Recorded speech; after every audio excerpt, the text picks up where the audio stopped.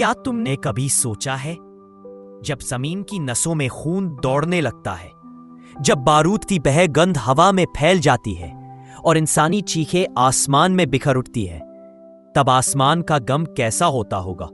वह आसमान जो हर एक आंसू और हर एक चीख को सुनता है, जिसके नीचे असहायता के आंसू बहते हैं, जिसके सामने बच्चों की मासूमियत टूटती है।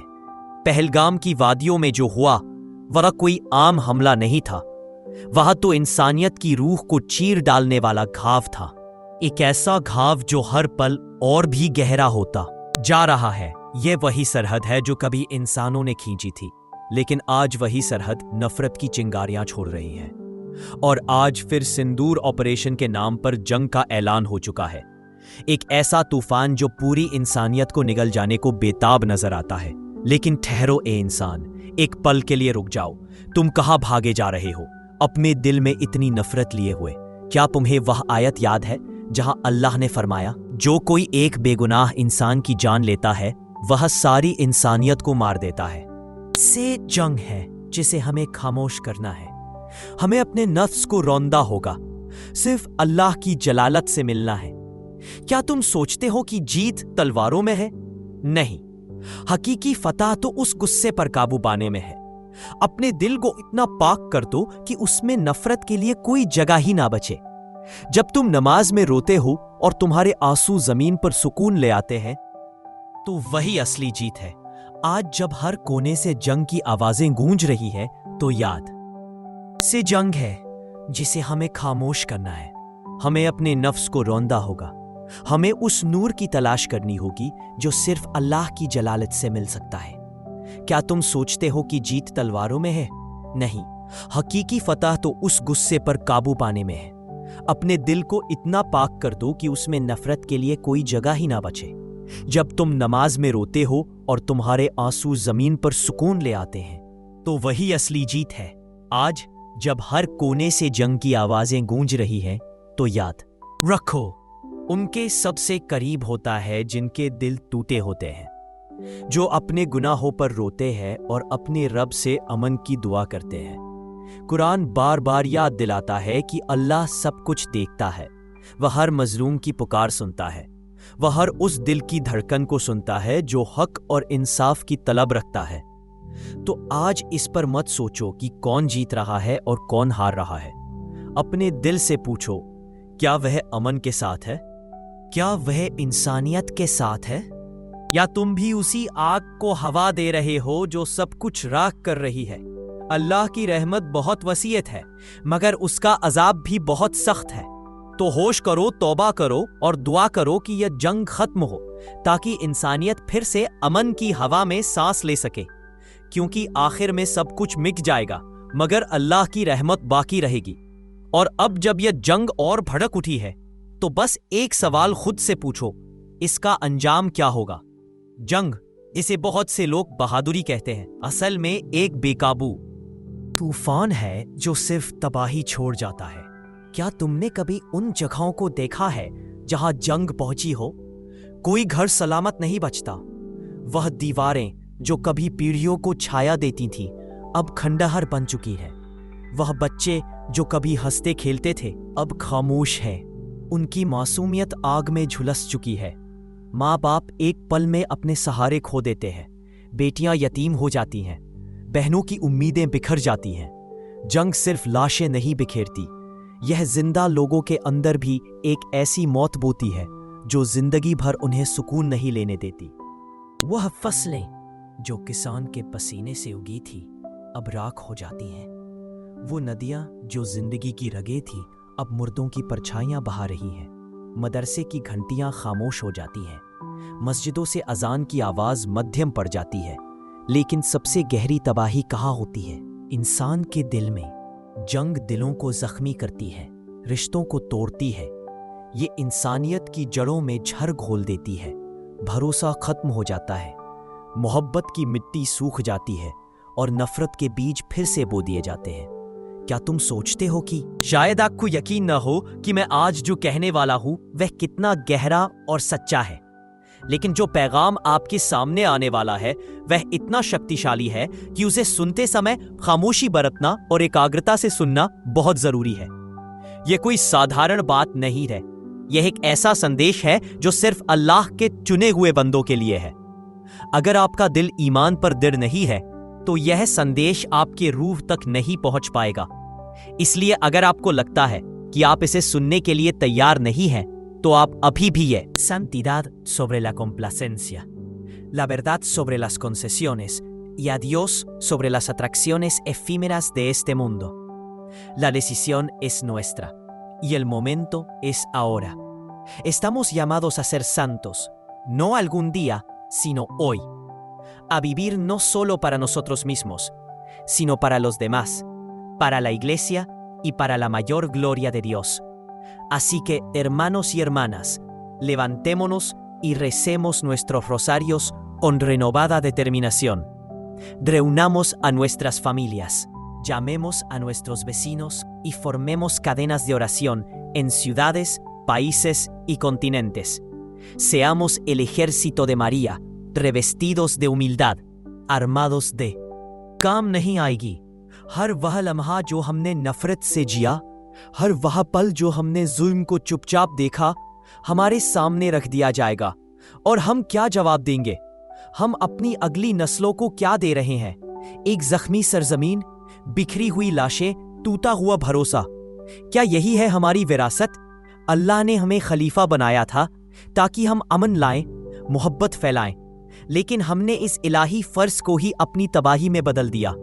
याद रखो, जब दिलों में झर भर जाता है तब अल्लाह की रहमत दूर हो जाती है, और जब रहमत चली जाती है तो ना ताकत कोई फायदा देती है और ना दौलत। असली ताकत तो इंसान बने रहने में है।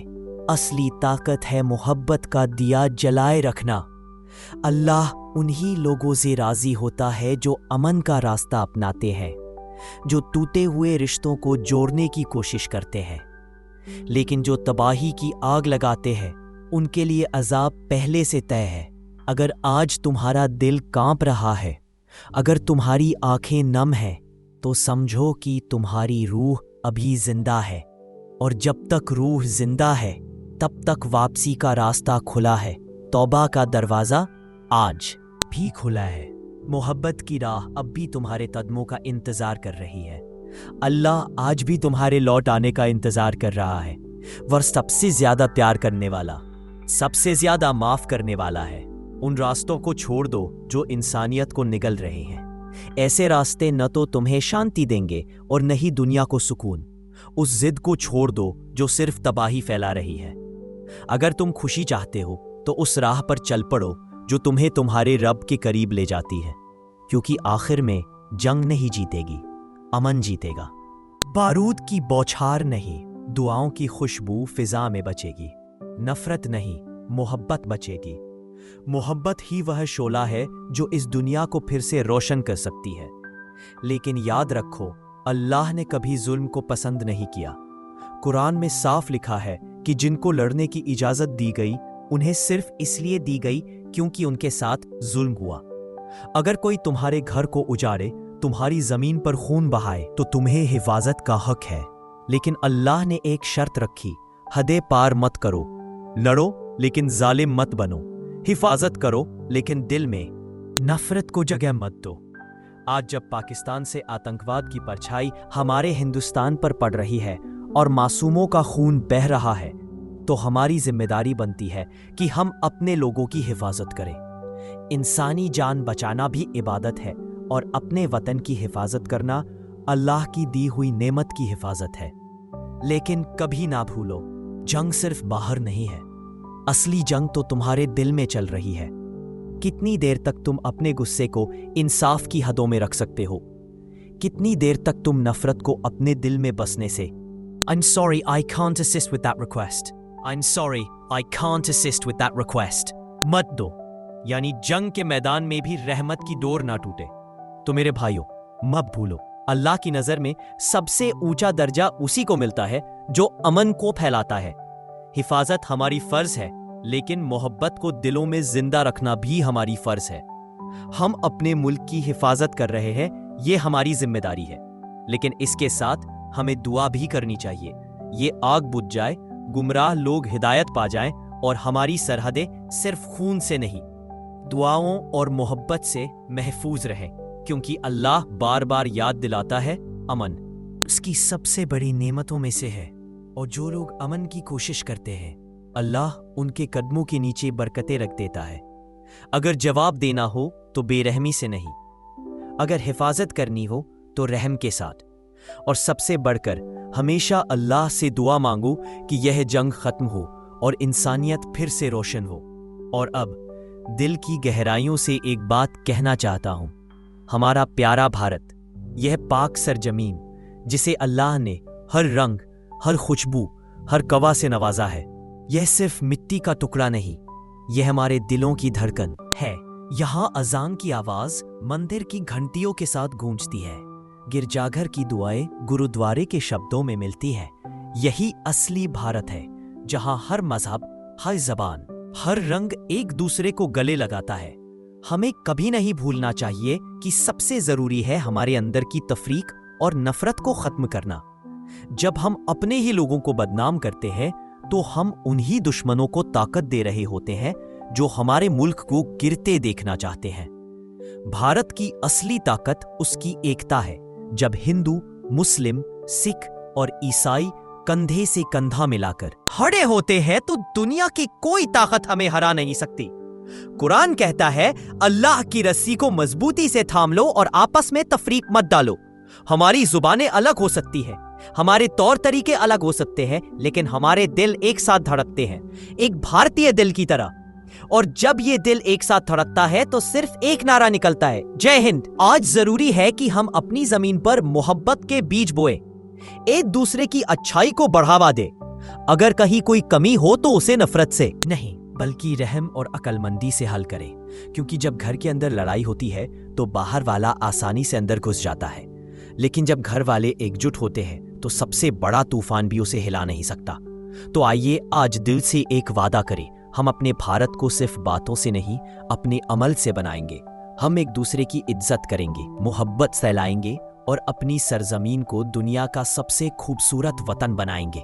दुनिया देखे कि यही वह मिट्टी है जहां मोहब्बत की खुशबू फैली रहती है, जहां वतन परस्ती हर रूह में चमकती है, जहां हर आंख में मुल्क के लिए मोहब्बत की रोशनी होती है और हर जुबान यही हकीकत कहती है, हम एक हैं और हमेशा एक रहेंगे।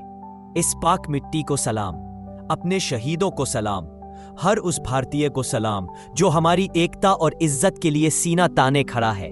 आओ एक नई शुरुआत करें, एक ऐसा भारत बनाएं जहां मोहब्बत जीते, नफरत हार जाए और हर दिल फख्र से कहे, जय हिंद।